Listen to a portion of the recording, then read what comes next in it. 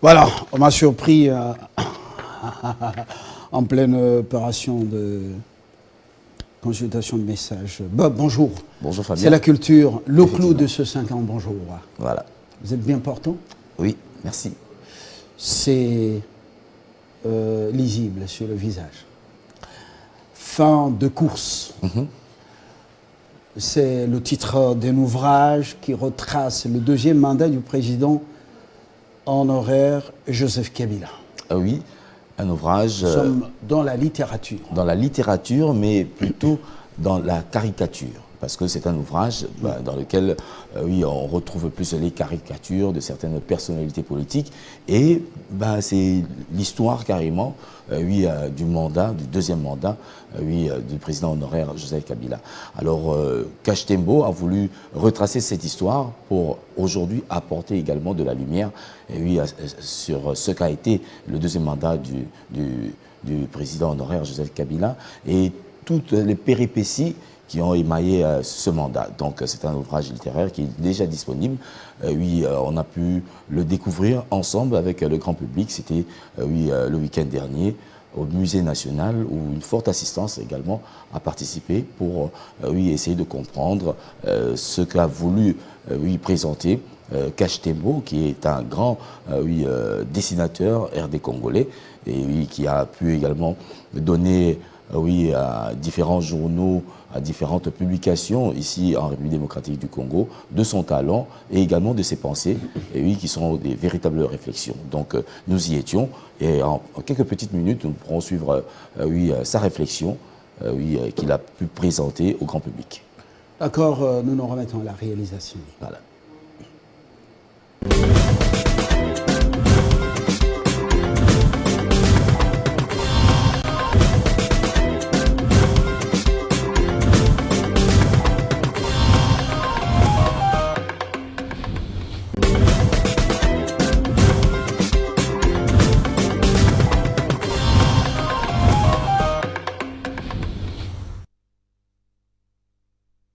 Nous avons fait un périple dans les écoles de Kinshasa, de Lubumbashi, de Goma, de Kisangani, pour expliquer ce que c'est la caricature, son importance dans notre société. Une société démocratique où les gens ont le droit de s'exprimer. Mes partenaires disent une société ouverte.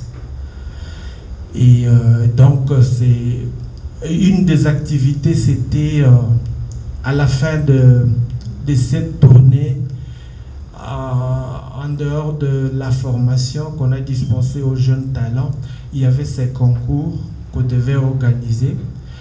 Et donc ces concours et cette présentation marquent pratiquement la fin de la création. À partir de ce moment, l'ouvrage vous appartient à vous. Et c'est vraiment avec la voix chargée d'émotion que je me tiens devant vous. Parce que je me souviens quand j'ai commencé ce travail, grâce à Moboyaï qui nous a quittés il y a quelques années, Dieu son âme, il a été vraiment à l'origine de la caricature politique. Parce que quand j'ai commencé à dessiner pour ce journal Le Phare, j'étais encore étudiant en 90, et il m'avait engagé, grâce au professeur Ilunga Kassambaï qui doit être dans la salle. Il avait besoin d'animer ses pages de détente, pas de la bande dessinée en fait. Et après des publications, il m'a dit, est-ce que tu sais faire des caricatures? Que je ne savais pas faire à l'époque.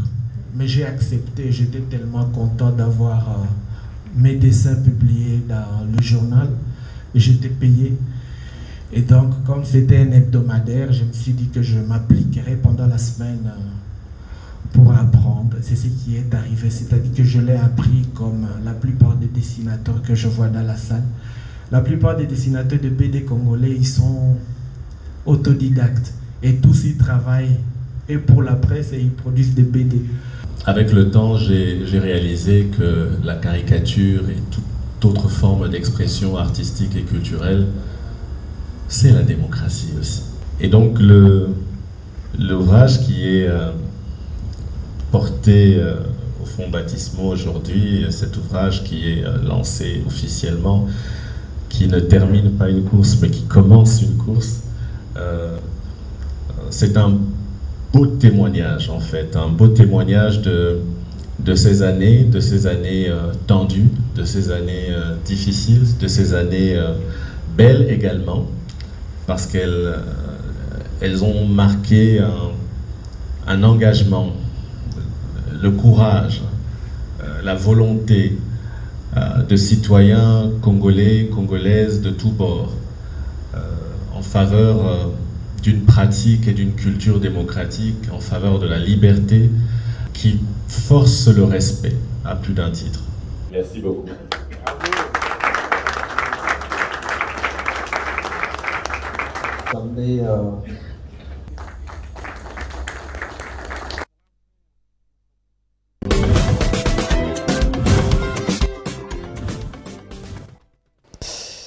Voilà, comment on l'appelle? Caricaturiste. Voilà. Il fait la caricature. Voilà. 30 ans au journal Le Phare. Pas seulement Le Phare, mais il a quand même évolué. Il a commencé au journal Le Phare et puis... Pour le moment, il est indépendant. Il est indépendant. Un journal, c'est parmi les grandes publications du pays, de Polydore Moboyayi, ancien président de l'OMEC, l'Observatoire des médias congolais, peu à son âme, il nous a quittés en pleine crise de Covid. C'était aux États-Unis, à ce que je sache. Et puis, voilà. Le Phare, un journal très, très, très proche de la 10e rue. Voilà. Ça existe partout. Hein. Photographie, maintenant, nous y sommes, parce qu'on vient de quitter la caricature. Oui. Angelo Turconi, je ne sais pas si j'ai bien prononcé ce nom, ou Angelo. On pourrait le dire. Turconi et Cosette Lubondo exposent à l'Institut français de Kinshasa. Deux photographes venus de deux extrémités, mais qui parlent du Congo. Pour Angelo, lui, il retrace quand même l'historique de la République démocratique du Congo. Et de l'autre côté, Cosette nous ramène à des figures emblématiques dans ces sites qui sont aujourd'hui quelque peu oubliés. Et elle part des sites touristiques, partant de l'époque de Mobutu.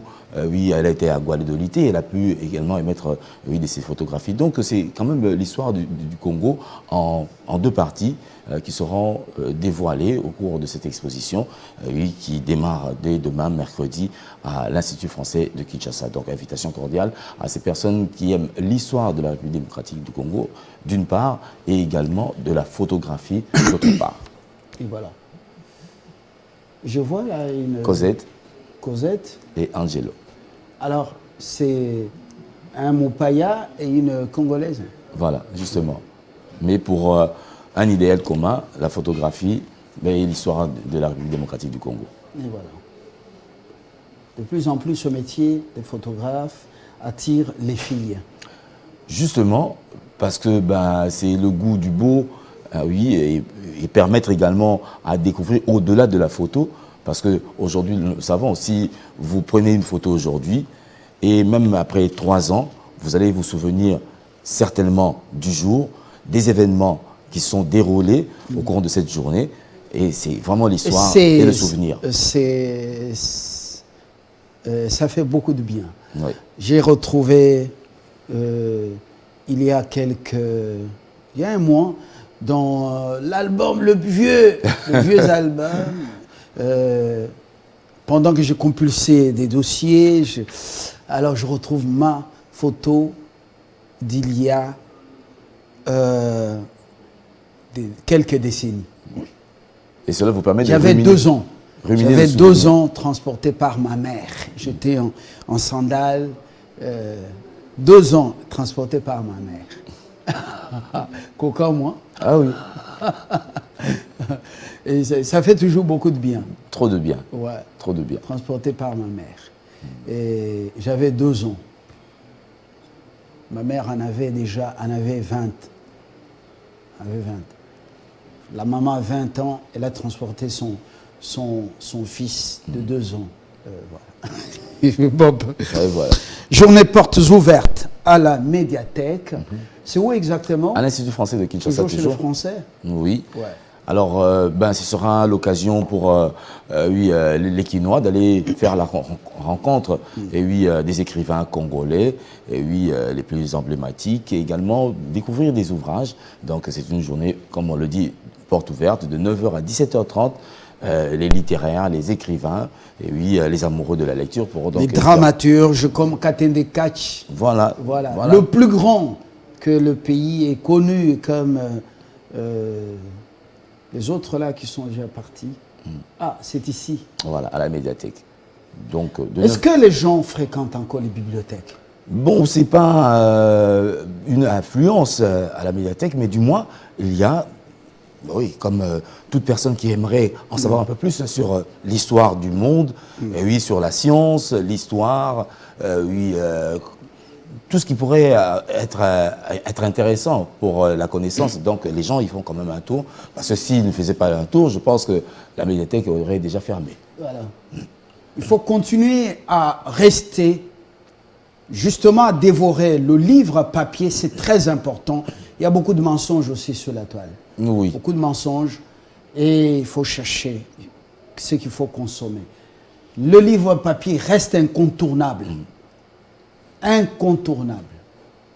Effectivement. C'est pourquoi certains pasteurs n'aiment pas que les gens s'amènent avec le téléphone pour lire la Bible sur le téléphone, la Bible électronique. Ils préfèrent la Bible papier, en papier. Voilà. Les rats de la bibliothèque, ceux qui sont encore rares, ils sont là. Jocelyn, on peut voir les rats de la bibliothèque. Voilà, ils sont encore là. Ils rongent les livres. Les livres. Et c'est très important, il faudrait que, dans le secteur éducatif, que l'on pense également à aménager des bibliothèques dans les écoles, parce qu'aujourd'hui, la lecture, fait faux bon, hein, il faut le dire ainsi. Question d'interpeller également, le secteur, si pas encore les autorités en charge, du secteur de l'éducation ici en République démocratique du Congo, parce que de nombreuses écoles, aujourd'hui, sont en manque des bibliothèques. Voilà. Mais les livres existent. Autre sujet de votre chronique, la sortie de l'album Afro Pétage en prévu ce mardi. Souvent ce mot, c'est qui? Denis Lessi, le prophète de la nation. Pétage, c'est un néologisme ou c'est un mot qui existe? Bon, il est créatif, certainement. Il signifie quoi, pétage? Le fait de péter, donc c'est-à-dire, comment on pourrait l'expliquer? Le fait de péter. Oui, la tête. Péter. Ouais. Là, j'entends Jocelyn dire péter les plombs. Bon, vous savez, quand on dit on a pété les plombs, c'est pas beau à entendre, il pète les plombs, ça voisine là, comment on appelle, bon, je ne veux pas... Donc, c'est ça. Oui, c'est un album qui est fortement attendu parce que c'est un insolite, un pasteur, et qui ramène des thèmes qu'on pourrait rallier à la musique mondaine, mais pour lui, c'est assez interpellatif. Le 10 octobre. Alors, mais on est déjà au-delà des 10 octobre, non? Ouais. Le 10 octobre à 10h10. Ouais. Un petit décalage. Et la sortie officielle se fera, aujourd'hui. Au cas, moi.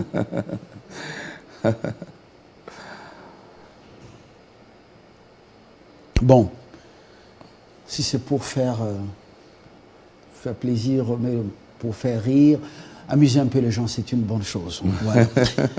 Le clou, c'est les Bantounani. Bantounani, c'est son nom d'artiste, mais c'est Nzao. Voilà. Michel Nzao. Le franco-congolais, qui lançait un nouveau projet artistique Bantounani. On enregistre votre chronique? Pardon? On enregistre votre chronique? Certainement, je pense. Alors, voilà. Bantounani... Il est maintenant à Orléans, en France. Et autrefois, il nous a reçus. Il est venu nous chercher justement à Paris, à la gare. Et puis, voilà, il était venu uniquement Il est le mari d'une Française qui est enseignante du latin. Elle a donné ici Christine et Leslie qui venaient ici participer à des émissions. Et voilà. Et leurs enfants, 3, sont aussi devenus des artistes. Voilà, le projet s'intitule justement Misato, pour parler donc... Misato, c'est-à-dire le 3. Ouais. Le donc, trio. Le trio. Donc les enfants sont soit au chant, oui, au piano, et ils accompagnent leur père dans cet album Disconnect, oui, qui devra voir le jour d'ici quelques jours. Donc entre le 28 et le 10 novembre prochain, l'album sera donc disponible sur toutes les plateformes de téléchargement de musique. Alors, on peut suivre un extrait? Un extrait. Bantu Nani, Bantu Indenani. Sa femme est très forte dans l'écriture, par exemple composition, autre quand il lui donne des idées. Les enfants ont suivi le métier du papa. Et voilà. Matteo, Terence, oui. Et Maria. Voilà, ce sont eux qui ont chanté Gambela Bumbu, Selemba. Jocelyn, vous vous souvenez de Gambela Bumbu, Selemba, Gambela Bumbu, Selemba. Alors, Mantounani Michel, qui est venu me chercher, j'en suis reconnaissant. Il a appris que j'étais encore j'étais en Europe. Je quitte la gare du Midi pour Paris, Montparnasse.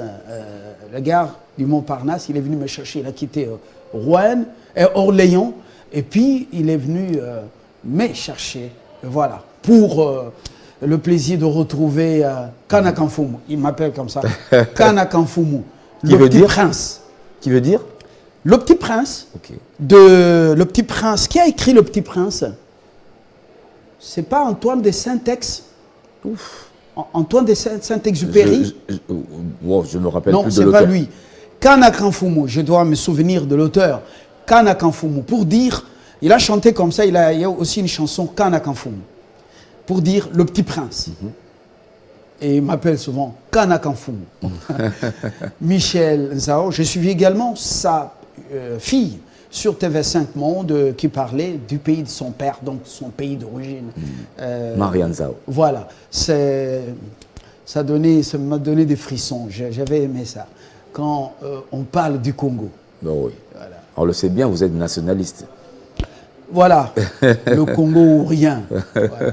Vous voulez être mon ami, il faut aimer le Congo. Même si vous ne me donnez rien. Mais vous voulez être mon ami, il faut aimer le Congo. Oui, effectivement. Il faut faire du bien pour le Congo. Parce que nous quitterons un jour chacun pour rentrer à la maison du Père. Du Père. Mais on doit laisser ce pays entre les mains de nos enfants. Un beau pays, un pays prospère. Je ne veux pas que nos enfants soient apatrides. C'est pourquoi je suis très jaloux de ce pays. Vous avez bel et bien raison. Voilà. Voilà, on a fini. On a fini. Et c'est le clou.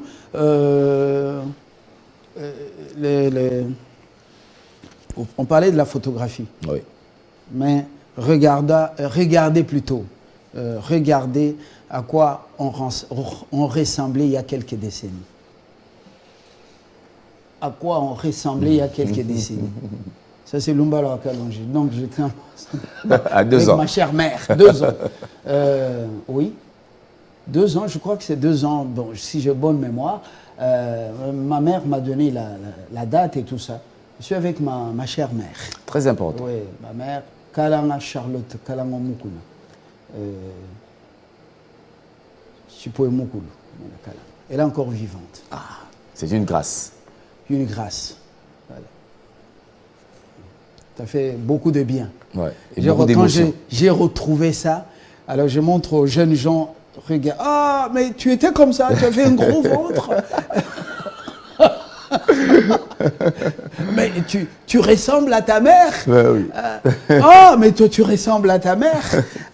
Voilà, ça fait beaucoup de bien. Ouais, beaucoup d'émotions surtout. Ouais, beaucoup d'émotions. Voilà. Et voilà. Surtout quand ce sont les parents qui vous ont inculqué des valeurs. Des valeurs. Excellente journée à vous, Bob, merci, à vous, chers téléspectateurs, de partout où vous êtes. Au revoir.